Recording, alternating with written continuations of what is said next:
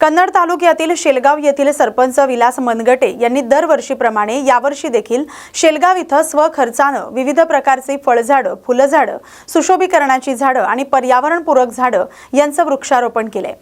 हर घर पेड़ हर घर छाव व्हावी या उद्देशानं 15 जुलै रोजीपासून आजपर्यंत गावातील प्रत्येक सार्वजनिक ठिकाणी, धार्मिक स्थळी, प्रशासकीय ठिकाणी आणि प्रत्येक गल्लीमध्ये वृक्षारोपण उपक्रम सुरू आहे। गेल्या 4 ते 5 दिवसांपासून पर्यावरणपूरक झाडांचं वृक्षारोपण सुरू आहे। सरपंच विलास मनगटे यांनी स्वतः श्रमदान करत वृक्षारोपण करतायत। मागील वर्षी देखील त्यांनी गावात मोठ्या प्रमाणावर वृक्षारोपण करून संगोपन केले। त्याचबरोबर गावातील प्रत्येक कुटुंबाला फळझाडं देखील वाटप केली होती। त्यांच्या या उपक्रमाचं गावातील ग्रामस्थ आणि सर्वसामान्य महिला भगिनी नागरिक कौतुक करतात। विलास बापू मनगटे, सरपंच शेलगाव। आम्ही संपूर्ण गाव मिळून मागच्या वर्षी जवळजवळ 600 ते 700 झाडीकरण केलं होतं आणि याही वर्षी आम्ही जवळजवळ 400 ते 500 कलमा प्रत्येकाच्या घरासमोर मग ते पर्यावरणपूरक जे झाडी असतात त्याच्यामध्ये पिंपळ असेल, वड असेल, मोरपंखी असेल, फुलाच्या जाई, मोगरा, जे समाजाला पर्यावरण पोषक झाडं असतात ते लावण्याचा प्रयत्न आम्ही करतोय आणि संपूर्ण गावाला धरून आज जवळजवळ आम्ही या गावामध्ये 1500च्या पुढे आसपास झाडीकरण केलेले आणि प्रत्येक घराला एक केशर हा आंबा मी माझ्या स्वतःच्या निधीमधून देत आहे। त्याच्यामुळे आता प्रत्येक घराला एक आंबा हे पण आम्ही एक मोहीम मी स्वतः राबवलेली आहे। म्हणून आता जवळजवळ प्रत्येक गावातून प्रत्येक जर गल्ल्यात फिरलं तर प्रत्येक गल्लीमध्ये प्रत्येकाच्या घरासमोर आम्ही एक झाड देऊ लागलो आणि विशेष म्हणजे स्वतः जे काही आपले गावकरी स्वतः माझ्याबरोबर येऊन गड्डे करून स्वतः गाव पण तेवढं जागरूक झालेलं आहे आणि संपूर्ण गावामध्ये मला मदत होऊन आज जवळजवळ संपूर्ण गल्ल्यामध्ये आज झाडीकरण आम्ही केलेलं आहे। कन्नड तालुक्यातील नाचनवेल इथं साहित्यरत्न लोकशाहीर अण्णाभाऊ साठे यांची 57वी पुण्यतिथी साजरी करण्यात आली। या प्रसंगी त्यांच्या प्रतिमेचं पूजन करून पुष्पहार घालून पुष्प अर्पण करून विनम्र अभिवादन करण्यात आलं। या प्रसंगी केंद्रीय प्राथमिक शाळेचे शालेय व्यवस्थापन समिती अध्यक्ष राजेंद्र शेलार, मुख्याध्यापक, शिक्षक आणि विद्यार्थी यांची देखील उपस्थिती होती। साहित्यरत्न लोकशाहीर तुकाराम भाऊराम उर्फ अण्णाभाऊ साठे यांचं 18 जुलै 1969 रोजी निधन झालं होतं। ते मराठी साहित्यातील एक महान लेखक, समाजसुधारक आणि संयुक्त महाराष्ट्र चळवळीचे शिल्पकार होते। अण्णाभाऊ साठे यांनी आपल्या साहित्यातून उपेक्षित घटकांचं दुःख मांडलं आणि 35 कादंबऱ्या लिहिल्या, ज्यामध्ये फकीरा 1969 ही त्यांची गाजलेली कादंबरी आहे। यावेळी गावातील ग्रामस्थ, गाव पदाधिकारी, तरुण मित्रमंडळ मोठ्या संख्येने उपस्थित होते। छत्रपती संभाजीनगर जिल्ह्यातील अनेक तालुक्यांमध्ये पीक विम्याची रक्कम शेतकऱ्यांच्या खात्यात जमा होत असताना फुलंब्री तालुक्यातील शेतकरी मात्र अद्याप विम्याच्या प्रतीक्षेत आहेत। यामुळे शेतकऱ्यांमध्ये नाराजीचं वातावरण निर्माण झाले। फुलंब्री तालुक्यातील निधोना येथील जिल्हा मध्यवर्ती सहकारी बँकेत पीक विम्याची माहिती घेण्यासाठी आलेल्या शेतकऱ्यांनी संताप व्यक्त करत इतर तालुक्यांना विमा मिळत असताना फुलंब्रीला का वंचित ठेवलं जातंय असा सवाल उपस्थित केलाय। पीक नुकसानीमुळे आर्थिक अडचणीत असलेल्या पात्र शेतकऱ्यांच्या खात्यात तातडीने विम्याची रक्कम जमा करावी अशी मागणी शेतकऱ्यांनी केली आहे। अन्यथा तीव्र आंदोलन छेडण्याचा इशाराही त्यांनी दिलाय। निधोना गाव इथं आम्ही आज आलेलो आहोत आणि विषय असा आहे की शेतकऱ्यांनी स्वतःच्या खिशामधून पैसे भरून सनी विमा काढला आणि तो विमा संभाजीनगर जिल्ह्यातील सर्व तालुक्याला भेटला, पण फुलंब्री तालुक्यामध्ये एकाही शेतकऱ्याला विमा भेटलेला नाही आहे। त्यामुळे सगळे शेतकरी संतापले असतात। त्यांची आज प्रतिक्रिया आपण इथं देत आहोत। मी कौतिक राऊतराय राहणार निधोना, तालुका फुलंब्री। विषय असा आहे की विमा प्रकरणातला विषय आहे। मागील वर्षी शासन आतापर्यंत स्वतःचे पैसे टाकून शेतकऱ्यांची विमा काढत होते, पण शासनाने तो विमा पद्धत बंद केली आणि नंतर शेतकऱ्याने स्वतःचे पैसे टाकून पिकांचा विमा काढला। मात्र पिकाचा विमा काढला त्यानंतर शेतकरी वाट बघतोय की बा पीक विमा कधी पास होतोय, कधी आम्हाला ते नुकसानीचे पैसे मिळत आहेत। दुसरीकडे पाहावा, बाजूच्या तालुक्यामध्ये खुलताबाद तालुका आहे, कन्नड तालुका, सिन्नर तालुका, या प्रत्येक तालुक्यामध्ये पीक विमा आला आणि शेतकऱ्यांना त्याचा लाभ मिळाला। मात्र असा एक फुलंब्री तालुका आहे की त्या तालुक्यामध्ये अद्याप एकाही शेतकऱ्याला 1 रुपया मिळाला नाही। मग हाच तालुक्यामध्ये नुकसान मागच्या वर्षी झालं नाही का? दुष्काळ तिकडे पडला आणि इकडे पडला नाही का फुलंब्री तालुक्यामध्ये? हा भेदभाव पीक विमा कंपनीवाल्याचा का असावा? हा आमचा शेतकऱ्यांचा रोष आहे आणि त्यातल्या त्यात यावर शासनाचं नियंत्रण असावं। जर ही पीक विमा कंपनी जर व्यवस्थित काम करत नसेल तर तिला बदलून टाकावं, दुसऱ्या पीक विमा कंपनीला काम द्यावं। आमचा संतप्त झालेला शेतकरी आज पाऊस नाही या तालुक्यामध्ये, कमी आहे. लोक 2-2 रुपयाची वाट पाहत आहे, पण पीक विम्यावाले डोळे लावून बसले. काल जनता दरबार फुलंब्रीला आमदार साहेबांच्या समक्ष जनता दरबार झाला. त्या जनता दरबारमध्ये पीक विमा प्रतिनिधी जे बोलला की बाबा फुलंब्री तालुक्याचं फक्त तुरीवरच पीक विमा पास झाला, म्हणजे तूर पीक जे क्षेत्र आहे ते कमी लागवड आहे, त्याच क्षेत्रावर त्यांनी पीक विमा पास केला. मक्का राहिली, कापूस राहिली, हे मोठी पिकं, याच्यावर का नाही काढत की फक्त आम्हाला सरळ सरळ असं करायचं आई समजतं की या पीक विमा कंपनीने शेतकऱ्यांना लुटवण्याचं काम चालू केलं, म्हणून यांनी पीक तुरीवर काढण्याचं आम्हाला काल सांगितलं. हे आम्हाला मान्य नाही. सगळे शेतकरी आम्ही पुढे चालून लवकरात लवकर फुलंब्री तालुक्याला पीक विमा जर पास झाला नाही, आम्ही सरळ शासकीय कार्यालयावर मोर्चा पूर्ण तालुक्याच्या वतीने काढणार आहे. एवढीच माझी विनंती आहे की शासनाने यामध्ये सहभाग घेऊन लवकरात लवकर शेतकऱ्यांना पीक विमा कसा मिळेल याची तरतूद करण्यात यावी, असा आमचा मुद्दा आहे. पूर्ण पिकाचा विमा भरलेला विमा काही आम्हाला आला नाही. या दरावर लक्ष्मण काटकर निघवणार. मी जवळपास 3 हेक्टरचा पीक विमा भरला. काही कापूस, काही मक्का, काही तूर, काही भुईमूग. ते जवळपास मला 10-12 हजार रुपये भरावं पडले. त्याच्यातून 1 रुपयासुद्धा आम्हाला पीक विमा मिळाला नाही. मग आमचे एवढे पैसे भरून काय उपयोग? ही कंपनीवाल्याचं लूट नाही.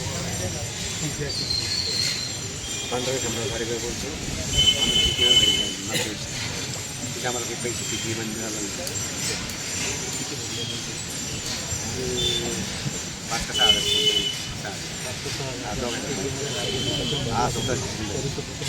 नाही आलं. पोलादपूर तालुक्यातील नाणेघोळ, सडे, किनेश्वर, पेठवाडी, अंबळी आणि क्षेत्रपाळ या दरडग्रस्त गावांची पाहणी करून मंत्री भरत गोगावले यांनी ग्रामस्थांशी संवाद साधला. संभाव्य धोक्याचा सविस्तर अहवाल शासनाला सादर करून सुरक्षित ठिकाणी स्थलांतर आणि पुनर्वसनासाठी प्रयत्न केले जातील अशी ग्वाही त्यांनी दिली आहे. तसंच महाड इथं अधिकाऱ्यांची बैठक घेऊन नैसर्गिक आपत्तीचा आढावा घेणार असल्याचंही त्यांनी सांगितलंय. आजच आम्ही पाहणी दौरा ठेवलेला आहे. तहसीलदार आहेत, सभापती आहेत, इतर काही आमचे कार्यकर्ते, पदाधिकारी आहेत. आज नेमके आम्ही सडे, त्यानंतर नाणेघोळ, त्यानंतर किनेश्वर, पेठवाडी आणि आत्ता आम्ही क्षेत्रपाळला चाललो. आम्ही पाहिली प्रत्यक्ष वस्तुस्थिती की जे जमिनीला चिरे पडलेले आहेत, त्याच्यामध्ये प्रचंड प्रमाणात पाणी शिरून त्या खाली सरकलेल्या आहेत. घरांना आतमध्ये अंगणामध्ये अशा चिरा गेलेल्या आहेत, तडे गेलेले आहेत. आणि मग जी काही घरं आम्हाला धोकादायक वाटत आहेत ते आता आम्ही तहसीलदारांना सांगितलेलं आहे की आपल्याला ती घरं त्यांचं पुनर्वसन करणं गरजेचं आहे. भविष्य काळामध्ये कधीही ते दरडे येऊन त्याच्यावरती फार मोठा अपघात होऊ शकतो आणि करता आम्ही ही उपाययोजना करतो आहे. आम्ही कालच परवा शासनाकडं कॅबिनेटमध्ये विषय मीच काढला होता आणि त्यांना आम्ही सांगितलं होतं की बोल ही अशी पावसामध्ये फार मोठे नुकसान झाले, परंतु यावेळेला कुठेही जीवितहानी आमच्याकडं दोन्ही तालुक्यात तशी झालेली नाही आहे. कारण 2021मध्ये आपण पाहिलं जवळजवळ 97 लोक महाड आणि पोलादपूरमध्ये दरडीखाली गेली होती. यावेळेला नद्यांचा गाळ काढल्यामुळे आम्हाला पूरबीर का अशी परिस्थिती निर्माण झाली नाही आणि जी काय आता दरडे आलेल्या आहेत पण ते आम्हाला सावधानतेचा इशारा म्हणून आमचं पुनर्वसन त्यांना करून देणं गरजेचं आहे. आणि त्याप्रमाणे उद्या आम्ही महाडला सगळे अधिकारी आणि आमचे लोकप्रतिनिधी त्यांची मीटिंग लावलेली आहे आणि त्याच्यामध्ये काही निर्णय आम्ही करतो. महाड पत्रकार संघाच्या वतीनं एक हात मदतीचा या सामाजिक उपक्रमाअंतर्गत महाड तालुक्यातील टेमघर येथील रायगड जिल्हा परिषद शाळेतील विद्यार्थ्यांना शैक्षणिक साहित्याचं वाटप करण्यात आलं. यावेळी विद्यार्थ्यांना सुमारे 400 वह्यांसह आवश्यक साहित्य देण्यात आलं. टेमघर शाळेत स्थानिक विद्यार्थ्यांसह विविध राज्यातील कामगारांच्या पाल्यांचं शिक्षण सुरू आहे. या विद्यार्थ्यांना शिक्षणासाठी आवश्यक सुविधा मिळाव्यात या उद्देशानं हा उपक्रम राबवण्यात आला. महाड पत्रकार संघ गेल्या 15 वर्षांपासून शिक्षण, आरोग्य, पर्यावरण आणि सामाजिक विकासासाठी विविध उपक्रम राबवत आहे. कार्यक्रमाला संघाचे पदाधिकारी, शिक्षक आणि विद्यार्थी मोठ्या संख्येने उपस्थित होते. महाडजवळील वहुरगाव परिसरात मुंबई-गोवा राष्ट्रीय महामार्गावर अज्ञात वाहनाच्या धडकेत 1.5 वर्षीय भेकराचा मृत्यू झालाय. जंगलातून अन्नाच्या शोधात आलेल्या भेकराचा कुत्र्यांनी पाठलाग केल्यानं तो महामार्ग ओलांडत असताना हा अपघात झालाय. घटनेची माहिती मिळताच वन विभागाचे अधिकारी घटनास्थळी दाखल झाले. मृत भेकराचं शवविच्छेदन करून पुढील कार्यवाही करण्यात आली. विशेष म्हणजे गेल्या महिन्यात याच महामार्गावर भेकराला धडक देण्याची ही दुसरी घटना घडली. वन्य प्राण्यांच्या सुरक्षेचा प्रश्न पुन्हा एकदा ऐरणीवर आलाय. शक्तीपीठ महामार्गाला विरोध करण्यासाठी पंढरपुरात आंदोलन होते. राज्यभरातील शक्तीपीठ महामार्ग बाधित शेतकरी पंढरपुरात भव्य सद्बुद्धी यात्रा काढणार आहेत. मुख्यमंत्री यांनी हा प्रकल्प रद्द करण्याचा निर्णय घ्यावा अशी सद्बुद्धी पांडुरंगानं द्यावी, यासाठी विठ्ठलाच्या चरणी सामूहिक प्रार्थना करण्यात येणार आहे. कोल्हापूरमधून आमदार सतेज पाटील, माजी खासदार राजू शेट्टी यांच्यासह इतर नेते, पदाधिकारी आणि शेतकरी पंढरपुरात उपस्थित राहणार आहेत. या आंदोलनासाठी ते रवाना झालेत. नाही, मला वाटते आम्ही सातत्यानं विधिमंडळात सांगितलेलं आहे की जात पडताळणीचा विंडो हा कायमपणे सुरू ठेवा. ह्या निवडणुका लागल्यानंतर जात पडताळणीकडे आम्ही जातो आणि जात पडताळणीचे लोक दबावाखाली या ठिकाणी काम करतात. ही विंडो कायमपणे उभी ठेवा. निवडणुकीला उभा राहू दे, शैक्षणिक असू दे किंवा नसू दे, त्याची जात पडताळणी करून द्या. आता ज्याला पाहिजे त्याला करून द्या. म्हणजे ह्या निवडणुकीच्या पार्श्वभूमीवर जे दबावाचं राजकारण अधिकाऱ्यांच्यावर या ठिकाणी येतं आणि दबावातून दाखले या ठिकाणी अपात्र होत आहेत हे दिसून आलेलं आहे. कोल्हापुरात सुद्धा महायुतीच्या मधला संघर्ष आम्ही बघितलेला आहे. गडिंग्लजच्या नगराध्यक्षांचाच महायुतीचा असतानासुद्धा त्यांचा दाखला रद्द करण्यात आला. त्यांना हायकोर्टामधून स्टे मिळाला. म्हणजे त्यांच्यात सुद्धा एवढी भांडणं आहेत एकमेकाचा काटा काढायचा. आता त्याचा वापर आमच्यावर देखील ईश्वरपूरमध्ये झालेला या ठिकाणी दिसतो. सततच्या पावसाचा परिणाम आता सर्वसामान्यांच्या स्वयंपाकघरावरही दिसू लागलाय. नवी मुंबईतील एपीएमसी बाजारात पालेभाज्यांच्या दरात मोठी वाढ झाली. गेल्या काही दिवसात भाज्यांच्या किमती सुमारे 30% वाढल्यात. अतिवृष्टीमुळे शेतामध्ये पालेभाज्यांचं मोठ्या प्रमाणावर नुकसान होतंय. काढणी केलेला भाजीपालाही खराब होतोय. परिणामी बाजारातील आवक घटलीय. आवक कमी आणि मागणी कमी कायम असल्यानं मेथी, पालक, कोथिंबीर, शेपूसह विविध पालेभाज्यांचे दर चांगलेच वधारलेत. या दरवाढीचा थेट फटका सर्वसामान्य ग्राहकांना बसतोय. पावसाचा जोर असाच कायम राहिल्यास येत्या काही दिवसात भाज्यांचे दर आणखी वाढण्याची शक्यता व्यापाऱ्यांनी व्यक्त केली आहे. सध्या आता पावसामुळे भाजीपाल्याची आवक घटल्यामुळे बाजार सगळेच वाढलेले. तांबळाचे बाजार पहिले 10, 12 ते 20 रुपये होते. आता डायरेक्ट 28-30 रुपये झाले.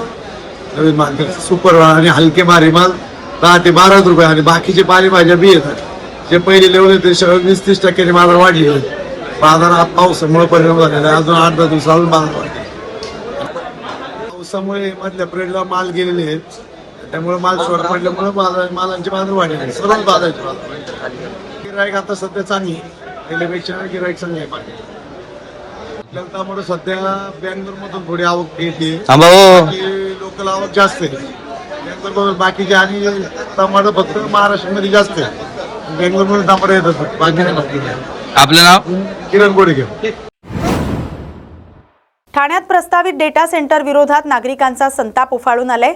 वेकअप ठाणेकरच्या नेतृत्वाखाली हजारो नागरिकांनी बाळकुम येथील प्रस्तावित डेटा सेंटर बाहेर एकत्र येत जोरदार आंदोलन केलं.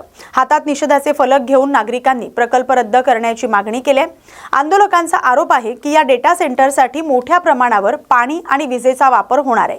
24 तास सुरू राहणाऱ्या यंत्रणांमुळे परिसरात ध्वनी प्रदूषण आणि पर्यावरणीय परिणाम होण्याची भीती आहे. तसंच या प्रकल्पामुळे स्थानिक नागरिकांच्या आरोग्यावरही विपरीत परिणाम होऊ शकतो अशी चिंता आंदोलनकर्त्यांनी व्यक्त केली. यावेळी वेकअप ठाणेकरचे मनोज प्रधान यांनी हा लढा पूर्णपणे अराजकीय असल्याचं स्पष्ट करत ठाणेकरांच्या पाणी, वीज आणि पर्यावरणाच्या हक्कासाठी हा संघर्ष सुरू राहील असा इशारा दिलाय. बाळकुम येथे ॲमेझॉनच्या प्रस्तावित जो डेटा सेंटर उभारलेला आहे हा आमच्या बाळकुमसाठी किंवा स्थानिक भूमिपुत्रांसाठी, गावकऱ्यांसाठी अतिशय विनाशकारी असा प्रकल्प या ठिकाणी उभारला जात आहे. आणि या प्रकल्पाला इथल्या स्थानिक भूमिपुत्रांचा, इथल्या नागरिकांचा प्रखर विरोध राहणार आहे. आणि जोपर्यंत हा डाटा सेंटर इथून हलवला जात नाही तोपर्यंत इथले स्थानिक भूमिपुत्र शांत बसणार नाही, स्तब्ध बसणार नाही. याविषयी आंदोलन करत राहणार. वेळ प्रसंगी जर प्रकार झाला तर आम्ही आतमध्ये घुसून यांचा प्रोजेक्ट बंद पाडण्याचा प्रयत्न करू, परंतु हा डेटा सेंटर या ठिकाणी होऊ देणार नाही. ह्या डेटा सेंटरने या ठाणेकरांना काय मिळणार आहे याच्या बाबतीत जर सांगितलं झालं तर आम्हाला इथं पण इथे प्रचंड ऊर्जा निर्माण होणार आहे, त्याचं तापमान वाढणार आहे, त्याचा आमच्या आरोग्यावर त्याचा परिणाम होणार आहे. येथे पाण्याचा प्रचंड दुर्भिक्षाचा निर्माण होणार आहे, कारण दर दिवशी 12 दशलक्ष लिटर जर पाणी लागणार असेल, बाळकुम वासियांना महिन्याला 12 दशलक्ष पाणी लागतं, ते एका दिवसाला यांना लागणार. म्हणजे या भागावर या येथील नागरिकांना तो फार मोठा अन्याय असणार आहे. त्यामुळे ह्या अन्यायाच्या विरुद्ध ही चीड निर्माण झालेली आहे सर्व ठाणेकर नागरिकांच्या मनामध्ये, आणि ही खतखत आज बाहेर पडलेली आहे. या खतखतीचा परिणाम हा डेटा सेंटर बंद केल्याशिवाय आम्ही स्वस्थ पडणार नाही, एवढे या ठिकाणी मात्र निश्चितपणे सांगून ठेवतो. त्यामुळे आम्ही सगळे बाळकुमकर नागरिक, ढोकाळीचे नागरिक, कोलशेतचे असतील, माझीवडेचे असतील, ज्या परिसरामध्ये नागरिक आहेत, सोसायटीमध्ये लोक नागरिक आहेत, ते सर्व या ठिकाणी उतरून प्रखर या ठिकाणी विरोध करणार आहेत, आणि हा विरोध हा डाटा सेंटर बंद करण्यापर्यंत आमचा चालूच राहणार आहे. Safe food and safe drugs या उपक्रमातून राज्यातील नागरिकांना सुरक्षित आणि दर्जेदार अन्न उपलब्ध करून देण्यावर भर दिला जाणार आहे, असं तुकाराम मुंडे यांनी सांगितलंय. जनता, उद्योग आणि नियामक यांची एकत्रित जबाबदारी असल्याचं त्यांनी स्पष्ट केलंय. आवश्यक परवाना नसलेल्या आस्थापनांवर कारवाई करत 10 लाख रुपयांपर्यंत दंड ठोठावला जाईल, असा इशारा त्यांनी दिलाय. नागरिकांना तक्रार नोंदवण्यासाठी स्वतंत्र वेबसाईट तयार करण्यात आले. संबंधित अधिकाऱ्यांना त्यावर उत्तर देणं बंधनकारक असेल. गेल्या 24 तासात राज्यभरातून 500 तक्रारी प्राप्त झाल्यात. पुणे जिल्ह्यातून सर्वाधिक तक्रारी आल्यात. अस्वच्छ अन्नाबाबत तक्रारींचं प्रमाण अधिक असल्याचं मुंडे यांनी सांगितलंय. सक्षम आणि मानक पद्धतीनं काम करणारी व्यवस्था उभी करण्याचा प्रयत्न असल्याचं त्यांनी स्पष्ट केलंय. ते चालूच आहे, ते कंटिन्यू. आता 1 मिनिटात सांगितलं 2 मिनिटं आकडा चेंज होणार आहे. त्याच्यामुळे किती झाला म्हणजे तुम्हाला मी प्रेस आय थिंक सर्वात जास्त प्रेस FDA ला मिळाल्यानंतर सुरू झालाय. ऑलमोस्ट डेली बेसिसवरती आम्ही देतो, ऑलमोस्ट डेली बेसिसवरती. आणि तुम्ही तेच मला रिपीट क्वेश्चन करताय. दुसऱ्या नाही प्रश्न विचारू त्यांना. एक मिनिट.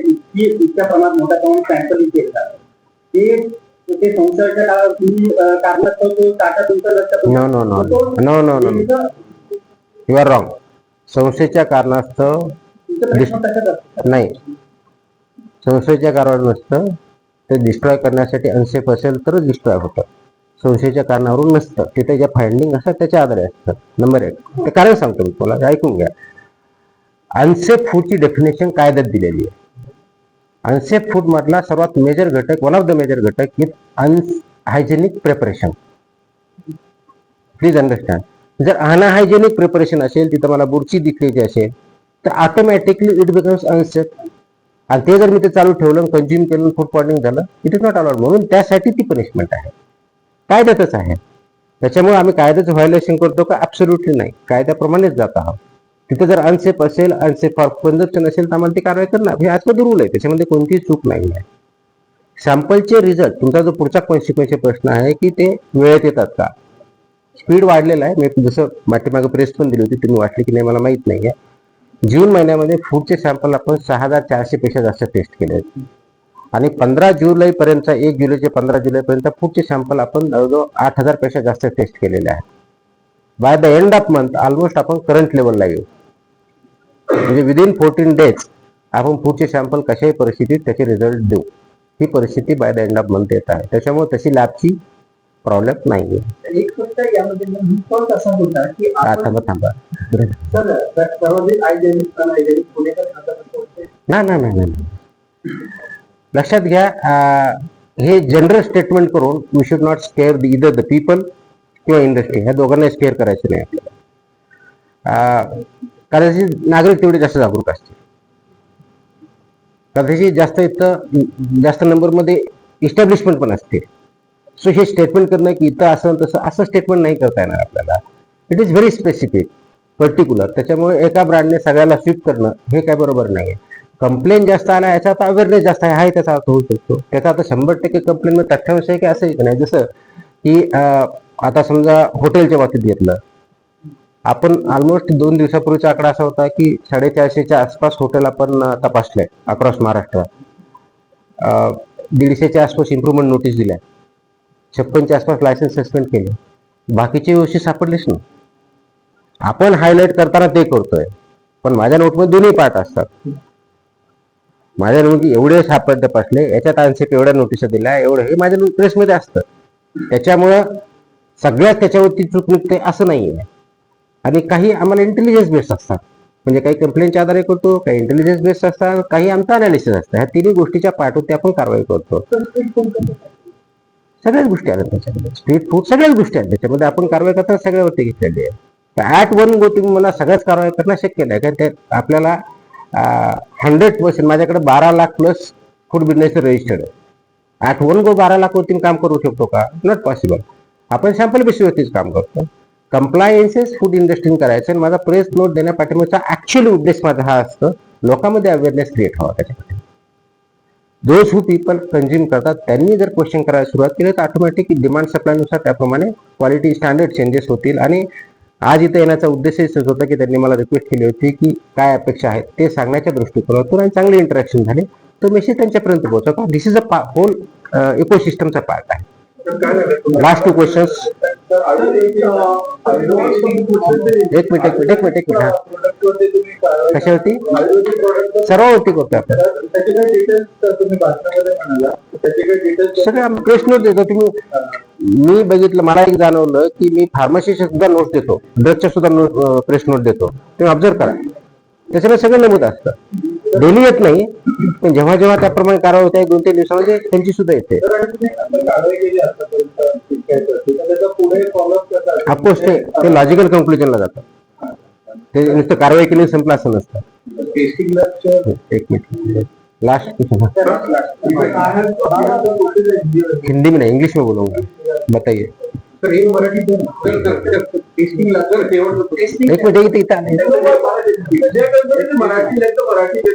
ये शेवटचा. हा, तुकाराम मुंडे जातात तिथे कारवाई पुन्हा बदली होते त्यांची, पुन्हा ते पहिले पाडे पंच.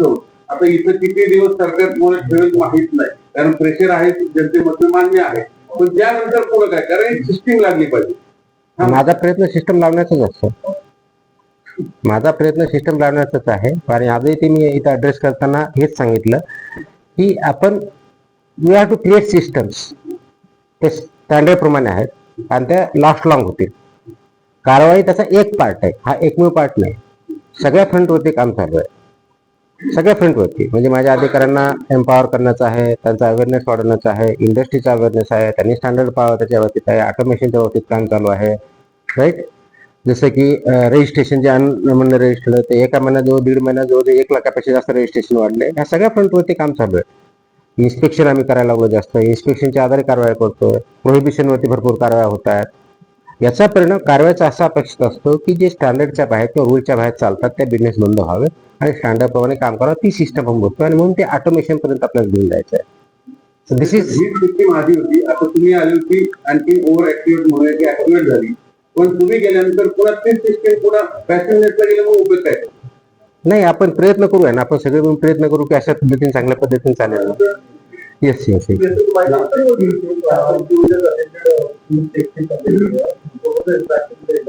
See, food safety, this concept was basically to interact with entrepreneurs and industries working in food sector. How to promote food safety is the issue which we are addressing. As a regulator, we have to implement and execute regulations which are there as per the FSSAI. There are 28 regulations, of which 22 belong to food safety and standards. These standards need to be implemented in letter and spirit by food safety industry. These have to be complied by industries and entrepreneurs who are working in this sector in the interest of safety and hygiene, health of the people. Whether they are following or not, implementing or not, that is the job of regulator as a FDA commissioner of the state to implement it. So this interaction was intended to have a two-way dialogue between FDA as a regulator and entrepreneurs and industries who are working in this sector. So they had certain issues which were not very clear to them. I addressed those issues. I told the expectations as a government, what we have expectations as a regulator, what we have expectations from the industry. Government expect growth and development across India, across state. Each individual has to grow, has to be healthy. In that matter, as a regulator, what we are expecting is you have to implement as per the standards which are laid down, and the standard effect with the food consumed by every citizen leads to and affects health.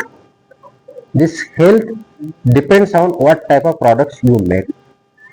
The moment you take ownership and you start making products as the standard, health of the people will benefit, efficiency will go up, productivity will go up, growth will boost. Nanded उत्तरचे आमदार बालाजी कल्याणकर यांच्या मार्गदर्शनाखाली शिवसेनेचे माजी नगरसेवक तसंच शिवसेना अनुसूचित जमाती विभागाचे जिल्हा प्रमुख व्यंकट मुदिराज यांच्या पुढाकारानं शाखा क्रमांक 8 आणि 9च्या वतीनं गोरक्षण हनुमान मंदिर सभागृह नांदेड इथं SIR मतदार पुनरीक्षण शिबिराचं आयोजन करण्यात आले। या शिबिरात मतदार यादीतील डुप्लिकेट, मृत किंवा स्थलांतरित मतदारांची नावं वगळणं तसंच नवीन पात्र मतदारांची नोंदणी करण्याची प्रक्रिया राबवण्यात आली।